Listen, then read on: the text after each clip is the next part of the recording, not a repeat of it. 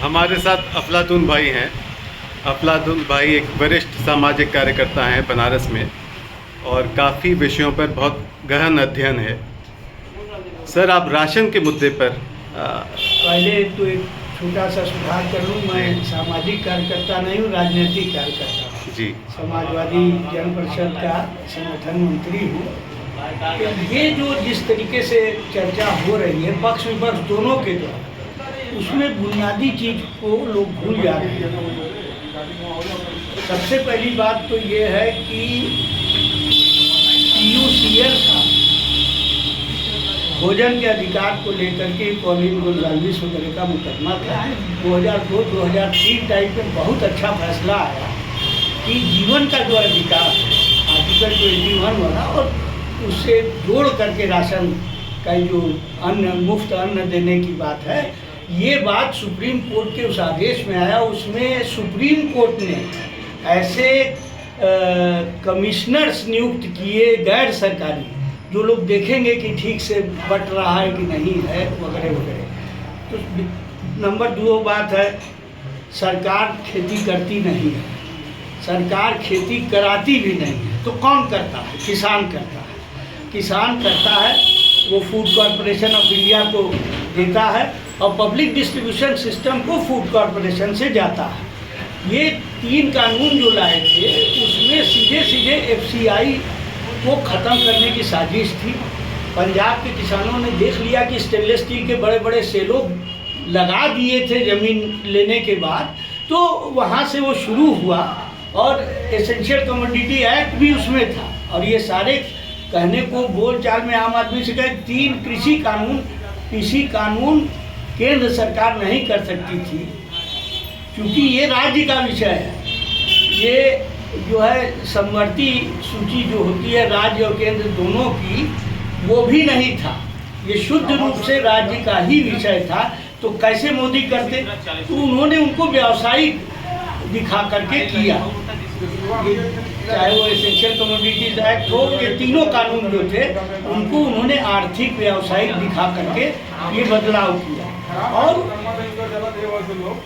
ये जानना चाहिए हम लोगों को कि एकदम खुले आम गौतम अडानी ने अपने वेबसाइट पे दिया कि हम अनाज लेंगे, हम जहाँ से अनाज लेंगे पंजाब में, वहाँ सीधे रेल लाइन लगी हुई होगी और चावल ज़्यादा खाने वाले जो इलाके हैं जहाँ उतना पैदा नहीं हुआ, तो वैसा वो चाहे दक्षिण भारत में हो चाहे कलकत्ता के पास हो, वहाँ तक हम ये आपका धान ले जाएंगे। इसको विधिवत अपने वेबसाइट पे खुद उसने कहा।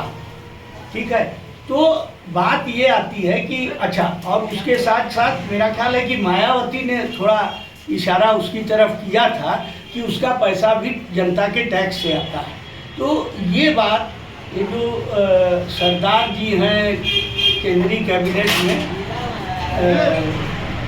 पेट्रोलियम वाले हैं, हरदीप पुरी की बात कर रहे हैं। हाँ, उन्होंने पार्लियामेंट में भी कहा, बाहर प्रेस के सामने भी कहा कि पेट्रोल की कीमत में 32 रुपया जो हम लोग ज़्यादा ले रहे हैं, वह 32 रुपया मुफ्त अनाज देने के लिए है और उस कोविड के समय में मुफ्त वैक्सीन देने के लिए। एकदम ऑन रिकॉर्ड आपको मिल जाएगा, नेट पर भी मिल जाएगा। ठीक है, तो ये पैसा जनता ही दे रही थी। अब इन्होंने ऐसा दिखाना शुरू किया। यहाँ पर तो 2022 के चुनाव में अनाज PDS के तहत जो अनाज दे रहे थे उसमें मोदी का चेहरा बना हुआ था और योगी का चेहरा चित्र में बना हुआ था। हम लोग जैसे छोटे छोटे समूहों ने शिकायत किया तो रुका। ठीक है, लेकिन ज़्यादा बुनियादी बात है कि खेती किसान ही करता है, तो ये रहना चाहिए। और वो सुप्रीम कोर्ट का वो आदेश बड़ा सुंदर है, उसमें ये कहा कि ये अधिकार है, ये कोई भीख नहीं है और ये अधिकार के रूप में देखा जाना चाहिए। और तय बात थी, पहले से हम लोग कह रहे थे कि इसको, ये अगर कोई सरकार बदलती भी है वो नहीं हटा सकती है। तो खड़गे साहब ने भी कह दिया कि हम 5 किलो की जगह 10 किलो करेंगे। ये आपने सुना होगा, कांग्रेस का भी ये वक्तव्य आ गया। तो बुनियादी बात हमको ये समझनी चाहिए कि इस देश का किसान केवल अपने परिवार के लिए नहीं पैदा करता है, हमारे आपके जैसे लोग जो खेती नहीं करते हैं उनके लिए भी वही पैदा करता है, ठीक है। और उसी का दिया हुआ है, इस भावना से जो और जिनको मिल रहा है वो अधिकांश लोग कहीं ना कहीं देश की सेवा में हैं, वो खेत मजदूर हों किसी भी रूप में है, तो उनका नाना प्रकार से शोषण तो है ही है।